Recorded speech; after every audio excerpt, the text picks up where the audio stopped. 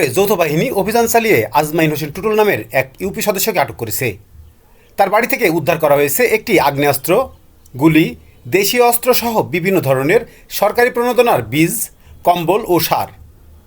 আজ রবিবার ভোরে গাংনী উপজেলার লক্ষ্মীনারায়ণপুর গ্রামে অভিযান চালায় যৌথ বাহিনী।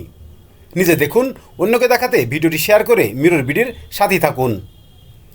যৌথ বাহিনী সূত্রে জানা গেছে, গোপন সংবাদের ভিত্তিতে আজ রবিবার ভোরে গাংনী উপজেলার কাথুলি ইউনিয়ন পরিষদের লক্ষ্মীনারায়ণপুর গ্রামের ইউপি সদস্য আজমাইন হোসেন টুটুলের বাড়িতে অভিযান পরিচালনা করে যৌথ বাহিনী।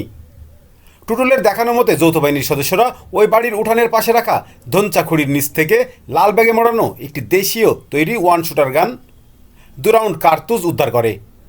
এছাড়াও বিভিন্ন ঘরে তল্লাশি চালিয়ে 4টি দেশীয় অস্ত্র, সরকারিভাবে কৃষকদের মাঝে প্রণোদনা দেওয়া 54 প্যাকেট কলাই, মসুর ও সরিষা বীজ, 15 বস্তা সার ও 20টি কম্বল, 2টি সেলাই মেশিন উদ্ধার করা হয়েছে।